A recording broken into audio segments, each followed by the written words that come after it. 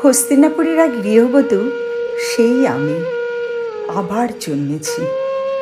ভারতবর্ষের দিকে যে মেয়েটি প্রশ্ন ছুড়ে দিয়েছিল, স্ত্রীকে পণ রাখবার অধিকার কে দিল স্বামীকে, তার মতো প্রতিবাদী 1000 বছর ধরে কখনো দেখেছ?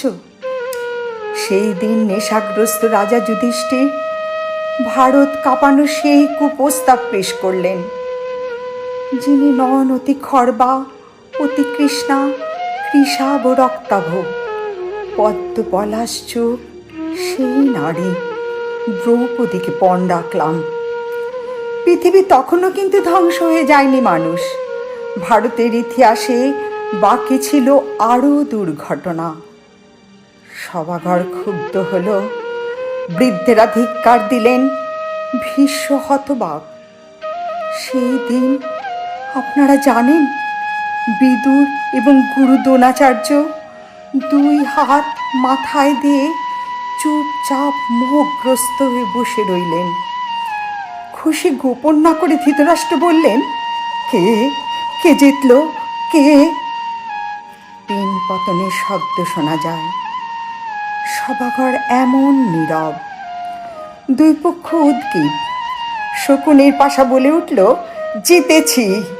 উল্লাসে পাগল কর্ণ হেসে উঠলেন, আর ওই দুর্যোধন বললেন, প্রাতিকামী দাসী দ্রৌপদীকে নিয়ে এসো সভাঘরে। আমার প্রথম স্বামী অধমুখ, দ্বিতীয়ের অবরুদ্ধ ক্রোধ শান্ত করেন তৃতীয়। ফাল্গুনী, তুমিও এত ক্লিপ ছিলে? হায়, আমি প্রশ্ন পাঠালাম, তাতিকামী জেনে এসো প্রাজ্ঞদের থেকে, নিজেকে না দ্রৌপদীকে ধর্মরাজ কোন বাজি আগে হেরেছেন? উত্তর এলো না কোনো। পরিবর্তে ধর্মরাজ বলে পাঠালেন, রজস্বলা 1 বস্তা, কাঁদতে কাঁদতে তুমি শ্বশুরের সামনে গিয়ে দাঁড়াও। টেনে ধরলেন দুঃশাসন এসে সেই মেঘবর্ণ চুল, যেখানে ফাল্গুনী তুমি মুখ গুজে শুয়েছিলে নরম নিশীথে। কন্দর্প নিন্দিত কান্তি ভীমসেন এই চুলে খেলা করতেন। এই চুলের সুগন্ধে স্নায়ু শান্ত রাখতেন রাজা যুধিষ্ঠির। মাতৃধারা, সহদেব এবং নকুল এই চুলের রহস্যে ভুলে থাকতেন শোক। স্বয়ং জননী কুন্তী এই চুলে খোপা বানাতেন। দুঃশাসন সেই চুল টানতে টানতে এনে প্রকাশ্য সভায় দাঁড় করালেন এক অসহ্যম স্পর্শাময়ীষীকে। তোমরা পুরুষজন বাঁ হাতে নারীকে ঠেলে অন্দরে পাঠাও, ডান হাতে তোমরাই গা থেকে কাপড় টেনে খুলে নাও উন্মুক্ত বাজারে। তোমরা বিধান দাও, তোমরাই বোবা হয়ে থাকো। পুরুষে পুরুষে যুদ্ধ, প্রতিশোধ রমণীর শিলতাহানিতে। স্খলিত বসনে সভা ঢেকে গেল। দ্রৌপদীর শাড়ি খুলল না। তন্তুর কৌশলে আমি প্রমত্ত কৌরব ঘরে লজ্জা রাখলাম। ওরে দুঃশাসন, শোন, শত দেবতাও এসে তোকে বাঁচাবে না। মহাযুদ্ধে পাণ্ডবেরা প্রতিশোধ নেবে দারুণ লজ্জার। ঠিক কুরুবিদ্ধগণ, ঠিক ঠুট জগন্নাথ ভারতবাসীকে। আপনারা চুপচাপ বসে দেখলেন এই অধর্মের জয়। শাড়ি শাড়ি আর শাড়ি, রেশমের 7 রঙে ঢেকে গেল কৌরবের সভা। তবু গিট খুলল না। লজ্জা বস্ত্রটুকু তবু থেকে গেল দুঃস্বপ্ন শরীরে। শরীর দুঃস্বপ্ন কেন? লেলিহানে শরীর ছুতে চেয়ে পুড়ে গেছে নগর বন্দর। এই মুখ চুম্বকের মতো টেনে এনেছিল নদী তীরে অসংখ্য তরণী। আমার মতোই এক অভিশপ্ত রূপসী না আমি স্বয়ং? কি যেন আমার মুখ দেখে বলেছিল, থেমে থাকা ইতিহাস। আমার সৌন্দর্য দেখে অন্য সব নারীদের বানরই লাগছে। কে বলেছে? বলেছিল জয়দ্রথ বনবাসে তাড়া করে এসে। হে পুরুষ, রূপ দেখলেই কেন হাতের মুঠে চাও জ্যান্ত মানবীকে? না পেলে তারই শাড়ি টেনে ধরে অশ্লীল হাসিতে তার মুখ কালো করে দিতে চাও? বলো, দ্রৌপদীর বহুপতি বেশ্যা। অতএব আমি যদি বেশ্যা হই, তুমিও পুরুষ বেশ্যা কর্ণ মহামতি। তোমারও শয্যায় আসে বহুপত্নী বিবিধ স্ত্রীলোক। তুমি যে নিয়মে চলো, সে নিয়মের অধিকার আমারও থাকুক। তোমরা যে গ্রন্থ লেখো, সেই গ্রন্থ আমরাও উল্টে দিতে পারি। শোনো কর্ণ, শোনো সভাজন, তোমাদের ছাইপাশ বিধিনিষেধের দিকে একটি বঙ্কিম প্রশ্ন। আমি যখন প্রশ্ন করি, তোমরা ভয় পাও। ভীষ্ম পিতামহ আমার, তুমিও মুখ লুকাও। ধৃতরাষ্ট্র, বলুন, আমি কলঙ্কের যোগ্য কিনা আজ? শ্রীগাল গাদা উঠল ডেকে, অশুভ সব শব্দ মহারাজ। দুর্যোধনেরও দেখান পুরুর নিচে শানিত অপমান। হতচেতন যুধিষ্ঠির, বোঝেন না তো কিছুই মহাপ্রাণ। ঝড়ের মতো ফুঁসে ওঠেন একাই ভীমসেন। অর্জুনের আঙুল তাকে শান্ত রাখছেন। এত সকল কাণ্ড শেষে ধৃতরাষ্ট্র আসরে নামলেন।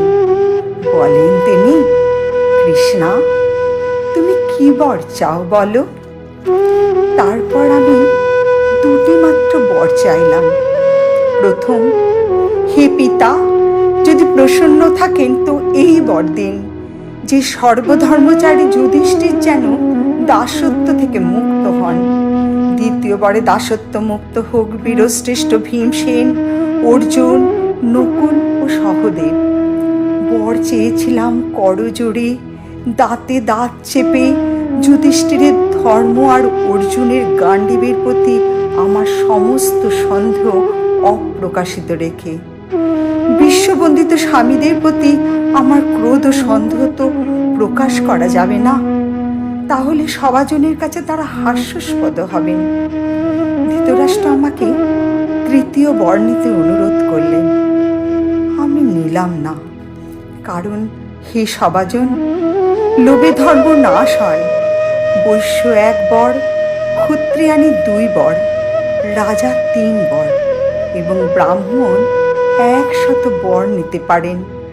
আপনাদের মহাগ্রন্থে এই বিধান আছে যে রাজ্যপাট যুধিষ্ঠির নিজ দোষে হারিয়েছেন, আমি তৃতীয় বর চেয়ে সেই রাজ্য ফেরত চাইব না। রাজ্য উদ্ধার করবেন আমার পৌরুষকর্মী স্বামীরা, কারণ আপনাদের মহাগ্রন্থের রাজত্ব বিস্তারই পৌরুষের শর্ত।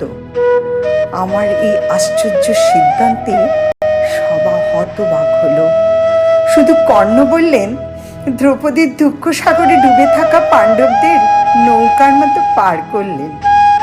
ইতিপূর্বে আর কোনো নারী এরকম কাজ করেছেন বলে শুনিনি। আমার স্বামীরা মাথা নিচু করে বসে থাকলেন। এছাড়া আর কি বা আমি করতে পারতাম? অনেক পরে আমার ক্রোধ বিস্ফারিত হলো। যেদিন বনবাসীর ঘরে কৃষ্ণ এসে সামনে দাঁড়ালেন। কৃষ্ণ, তুমি এসেছো, যদি শোনো আমার কথা। আমার কোনো যুধিষ্ঠির ভীমার্জুন নেই, আমার কোনো পুরুষ নেই, দ্বৈত নেই, বন্ধু নেই, পিতা বা ভ্রাতা নেই, আমার কোনো সমাজ নেই, পায়ের তলায় মাটি নেই। মধুসূদন, তুমিও নেই, তুমিও পাশে ছিলে না সেই দিন। আমাকে যেদিন শোণিতময় দেখে হেসেছিল, আমাকে যারা কলুষ হাতে স্পর্শ করেছিল, এখনো তারা পৃথিবী জুড়ে দাপটে বেঁচে আছে এবং আমার স্বামীরা আজ সন্ধি চাইছেন। ঠিক আমার বেঁচে থাকার দুঃখ ইতিহাসে। তারপর পদ্মকোষের মতো 2 হাতে মুখ ঢেকে আমাকে কাঁদতে দেখে কৃষ্ণ বললেন, ভাবিনি তুমি রাজমহিষী হবে। তুমি যাদের ওপর ক্রুদ্ধ হয়েছ তারা ধ্বংস হবে। অর্জুনের স্বরে আচ্ছন্ন হয়ে মাটিতে শোবে। তুমি রাজমহিষী হবে। যদি আকাশ পতিত হয়, হিমালয় শীর্ণ হয়, পৃথিবী খণ্ড খণ্ড হয়, সমুদ্র শুষ্ক হয়, তথাপি আমার বাক্য ব্যর্থ হবে না। আমার অপমানের ক্ষতে সেই প্রথম মলম পড়েছিল, আমার মরুভূমির বালে সেই প্রথম অশ্রু শিখেছিল। কৃষ্ণ, তুমি আমার মনে সেই প্রথম বন্ধু হয়েছিলে। সেই প্রথম ভারত ভূমি তোমার পায়ে প্রণাম করেছিল।